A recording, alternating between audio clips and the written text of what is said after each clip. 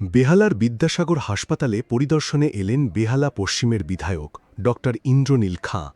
হাসপাতালের পরিষেবা, চিকিৎসক সংখ্যা, রেফার সমস্যা এবং অ্যাম্বুলেন্স পরিষেবা নিয়ে হাসপাতাল সুপারের সঙ্গে বিস্তারিত আলোচনা করেন তিনি।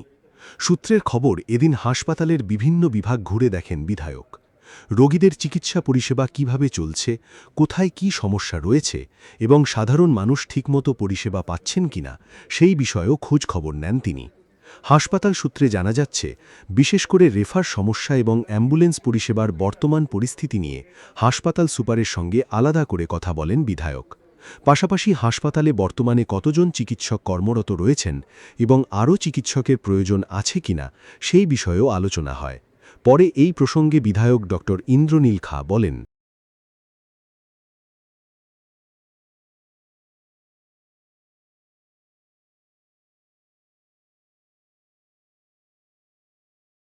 হার্ট অ্যাটাকের চিকিৎসা হয় না, স্ট্রোকের চিকিৎসা হয় না, কারোর অ্যাক্সিডেন্ট হলে তারও চিকিৎসা হয় না।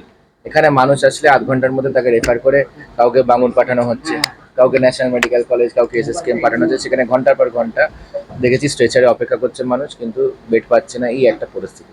কিন্তু এখানে এত নীল সাদা রং দেখতে পাচ্ছি, কিন্তু নীল সাদা রঙের ভেতরে কি হচ্ছে না হচ্ছে দীর্ঘদিন ধরে মানুষের অভাব অভিযোগ আমরা শুনতে পেয়েছিলাম। এবং আমরা নির্বাচনের পূর্বে আমাদের সর্বোচ্চ নেতৃত্ব সহ সকলে আমরা এখানকার মানুষের জন্য, যেটা আমাদের কমিটমেন্ট বলতে পারেন, আমাদের মিশন ভিশন, যে বিদ্যাসাগর হাসপাতালকে আমরা একটা মাল্টি স্পেশালিটি হাসপাতাল হিসেবে গঠন করা, যেখানে মিনিমাম হার্ট অ্যাটাকের চিকিৎসা হবে, যেখানে ক্যান্সারের চিকিৎসা হবে, যেখানে স্ট্রোকের চিকিৎসা হবে, যেখানে পর্যাপ্ত আইসিইউ বেড থাকবে।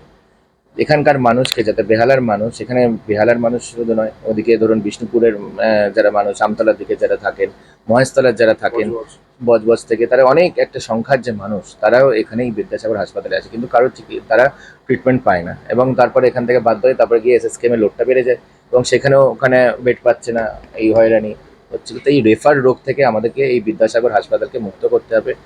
আমি আজকে আমাদের এখানে বিদ্যাসাগর হাসপাতালের যিনি এমএসভিপি, তার সেই এমএসভিপি ম্যাডামের সঙ্গে আমরা ডিটেলড ওনার কি মানে অবস্থা আছে, কেন উনি মানে এখানে পরিষেবা হচ্ছে কি হচ্ছে না, দীর্ঘদিন ধরে ওনাদেরকে যেটা বুঝলাম যে এখানে বিদ্যাসাগর হাসপাতাল নিয়ে না 34 বছর সিপিএম আমল, না 15 বছর ধরে যে তৃণমূল আমলে, এখানে প্রপার কোনো প্ল্যানিং বা কিছু কি করে এটাকে আপগ্রেড করা যায়, এখানে কি করে মাল্টি স্পেশালিটি, এখানে কি করে নতুন রিক্রুটমেন্ট করা যায়, নতুন ডাক্তার, মানে এখানে ডাক্তার, নার্স, স্টাফ কি করে বাড়ানো যায়, পরিষেবা যাতে মানুষ দিতে পারে, সেই নিয়ে কোনো ফোকাস থাকেনি তাদের, সেই নিয়ে কোনো একটা সিরিয়াস ডিসকাশনও হয়নি।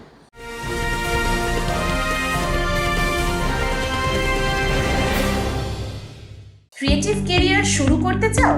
জয়েন করো অ্যারিনা অ্যানিমেশন ব্যারাকপুর।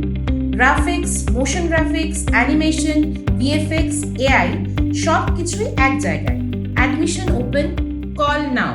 এবং সেজন্য আমাদের এখানে ফার্স্ট প্রায়োরিটি হলো যে পশ্চিমবঙ্গের মানুষ, এটা সমগ্র পশ্চিমবঙ্গ জুড়েই, কিন্তু আমাদের সম্মানীয় মুখ্যমন্ত্রী মাননীয় শ্রী শুভেন্দু অধিকারী মহাশয় বারবার করে স্বাস্থ্য এবং শিক্ষাকে অগ্রাধিকার দিয়েছেন, যাতে আমাদের কোনো পশ্চিমবঙ্গবাসী চিকিৎসার অভাবে কারোর প্রাণ না হারাতে হয়। তাই বিদ্যাসাগর হাসপাতালকে আমরা কী করে মাল্টি স্পেশালিটি হাসপাতাল করতে পারি। এখানে অদ্ভুত লাগলো যে 1991 এর নিয়ম অনুযায়ী, মানে তখন আমাদের কি পপুলেশন ছিল আপনিও জানেন, মানে 1991 এর যে নিয়ম আছে সেই নিয়ম অনুযায়ী এখানে নাকি স্টাফ দিচ্ছে।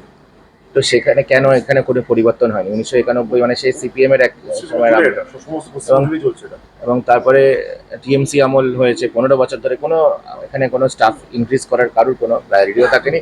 তারা এখানে শুনলাম বিভিন্নভাবে নানা ধরনের সিন্ডিকেটের ঠেক রয়েছে এর বাইরে বিভিন্ন ধরনের, মানে অনেক ধরনের ইরেগুলারিটিসটাও আমরা সেই বিষয়েও আমাদের অবগত হলাম, এবং সেইগুলো এখানে আমরা পুলিশ প্রশাসনকেও সেদিকে আমরা এরপরে পুলিশের কাছেও যাব আমরা, যাতে কোনো ধরনের অবৈধ কাজকর্ম বিদ্যাসাগর হাসপাতালের ভেতরে হোক, বাইরে হোক, ক্যাম্পাসের যে রোড, এখানে কোথাও যেন না হয়।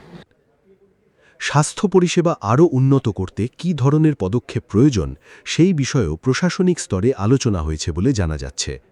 বর্তমান সময়ে সরকারি হাসপাতালের পরিষেবা নিয়ে সাধারণ মানুষের প্রত্যাশা বাড়ছে। সেই পরিস্থিতিতে বিধায়কের এই হাসপাতাল পরিদর্শন ঘিরে এলাকাবাসীর মধ্যেও তৈরি হয়েছে আগ্রহ। Bureau report, news Bengal today.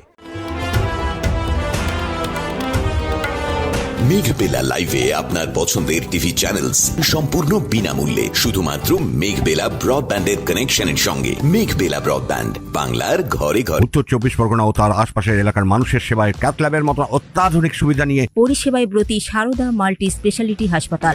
একই ছাদের তলায় মানুষ সাধারণ চিকিৎসা থেকে শুরু করে 24 ঘন্টা cath lab, MRI, CT scan, এনআইসিইউর মতো সুবিধা। এবার থেকে পেয়ে যাবেন সারদা মাল্টি স্পেশালিটি হাসপাতালে। প্রয়োজনে যোগাযোগ করুন 033-2592-0730, 2593-0730, 2593-3562 ও 9331275635 নম্বরে। আমাদের ঠিকানা royal park, Kalyani expressway, Barrackpore, Kolkata 7,121,000। Sarada multi speciality হাসপাতাল, পরিষেবাই হোক আমাদের মূল লক্ষ্য।